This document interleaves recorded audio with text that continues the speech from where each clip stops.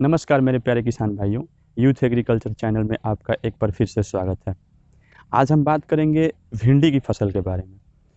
भिंडी जो कि किसानों के लिए काफ़ी अच्छा मुनाफा देती है और छोटे या बड़े किसान इसको काफ़ी अच्छे तरीक़ा से कर सकते हैं।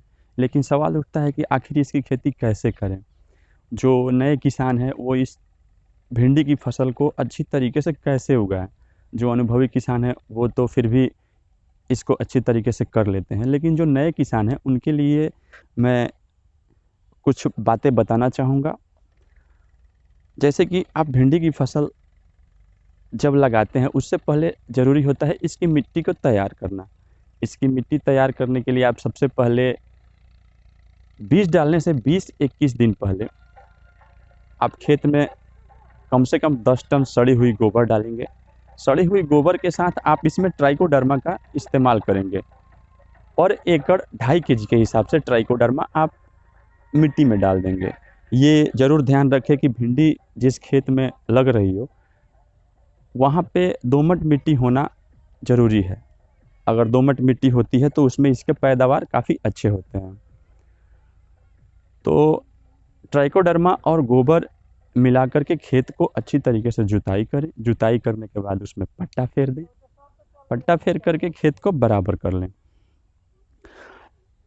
उसके 21 दिन के बाद आप खेत में जब बीज डालें, उस दौरान आप खेत में 1 केजी पर कट्ठा के हिसाब से डीएपी, 1 केजी पर कट्ठा के हिसाब से यूरिया और 1 केजी पर कट्ठा के हिसाब से एमओपी यानी कि कैल्शियम का इस्तेमाल आप अपने खेत में करके और अच्छी तरीके से जुताई करवा दें।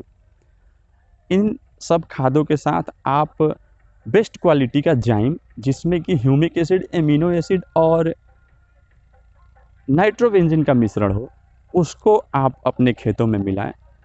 इन सब खाद्य पदार्थों को मिलाने के पश्चात आप अच्छी तरीके से खेत को जुताई कर दें।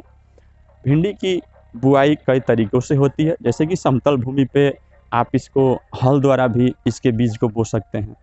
आप इसको छोटी दूरियों में अपने हाथों से भी बोते हैं और बहुत सारे किसान इसको बेड बना करके भी बोते हैं, जो कि आधुनिक ज़माने की बहुत अच्छी तकनीक है, बेड बना करके इसकी खेती को करना।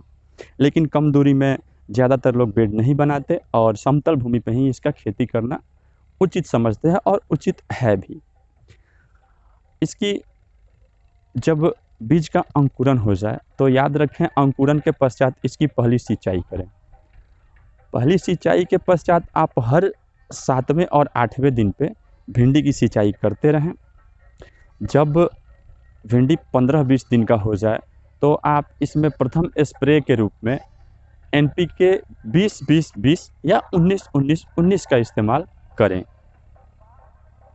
उसके बाद 40 से 45 दिन के पश्चात आप एक बार फिर से 20-20-20 या 19-19 का स्प्रे 100 ग्राम पर टंकी के हिसाब से करें, यानी कि 100 ग्राम 15 लीटर में 20-20-20 का स्प्रे हर 20वें दिन और उसके पश्चात 40 से 45वें दिन में उसका स्प्रे भिंडी पर बराबर रूप से करें।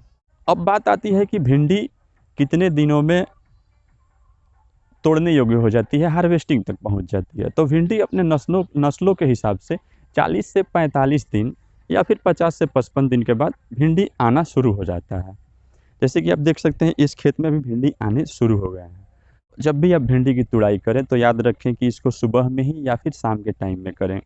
उससे होता क्या है कि भिंडी जब आप तोड़ने जाते हैं तो ये इसमें छोटे-छोटे कांटे टाइप का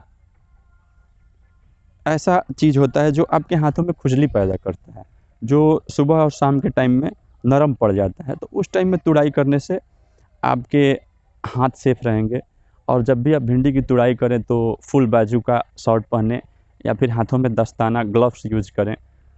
भिंडी तोड़ने में उससे आसानी होगी। तो आशा करता हूँ कि ये वीडियो आपको पसंद आया होगा। अगर पसंद आया हो तो इस वीडियो को लाइक करें, सब्सक्राइब करें और शेयर का बटन दबाएँ।